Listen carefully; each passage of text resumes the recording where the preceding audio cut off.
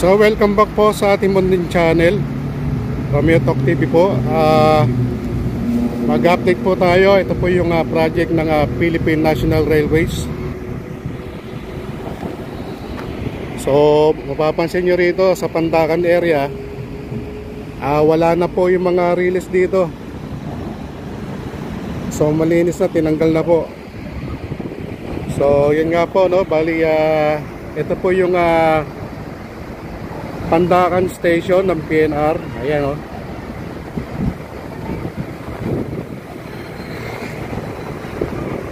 So inuumpisahan na po, no, ang proyekto ng ating gobyerno. Sa Bulacan po mag-start to eh. Yung North-South Railways. Yung project na to, mga minamahal nating kababayan. So ito po yung update natin. Malamang yan, no, yung mga residential area rito, na-advise na rin po yan. Kasi po, inuumpisahan na po ang project ng Philippine National Railways, mga minamahal nating kababayan. Wala.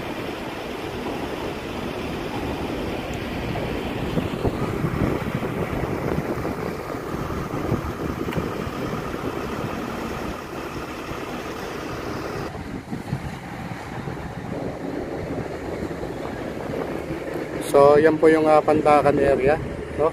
Pandacan PNR Station. So alis na po yung mga riles niya, no? Yung mga riles. Hanggang doon po yan, mga minamahal nating kababayan. Sa Bulacan, inumpisan na po yan, no? Napansin natin nung bumiyahe po tayo ng Pangasinan. Napansin na po natin na umpisahan na po ron yung proyekto ng North-South Railways construction, no, mga minamahal nating kababayan. So ito po yung update natin.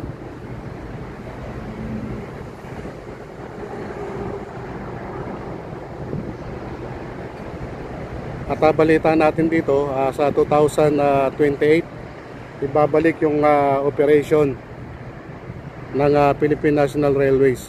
So 5 years lang gagawin to. Abangan nyo po yung mga pagbabago ng mga railways dito ng Philippine National Railways, at anong klaseng train o coach ang gagamitin dito. At ganoon din po, abangan po din natin kung magkano po yung magiging pamasahe from Tutuban area, no, going to Alabang. Malaman po natin yan pagkabalik po ng operation ng Philippine National Railways, mga minamahal nating kababayan. So yun lamang po, no, ang update natin dito. Maraming salamat po, Romeo Talk TV, nag-update po sa inyo. So once again, welcome back po. So dito po ipapakita po natin by drone yung ito po yung dating release. So update po tayo dahil maganda pong na-update po tayo dahil sinisimulan na po, no, itong North-South Commuter Railways dito po sa lugar ng Pandacan. So ito po yung sitwasyon ngayon ng Pandacan area dito po sa lugar ng Biata po yan, mga minamahal natin kabayan. So papansin nyo rito, wala na po yung mga relays, tinanggal na po. At sa banda roon, makikita niyo po yung heavy equipment po dyan. So tuloy-tuloy na po ang construction para dito po sa ginagawang North-South Commuter Railways. So kabayan, no, wala na rin yung mga nakitira dyan sa gilid-gilid, ang mga bahay-bahay. So inalis na rin po yan, especially sa mga taga-Pandacan area, no, sa mga kababayan. Maging update po tayo.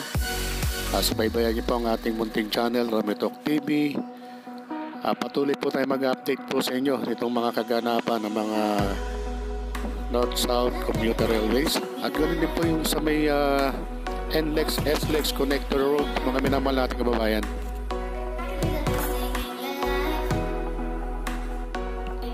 So yan, no, may mga bakod na po, no, yung mga gilid niyan.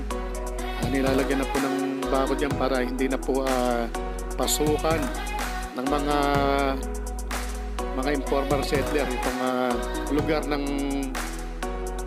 mga So yun lamang po, no? Ang update natin dito. Maraming salamat po, Romeo Talk TV. Nag-update po sa inyo. Mabuhay ang Pilipino, mabuhay ang Pilipinas. God bless us all.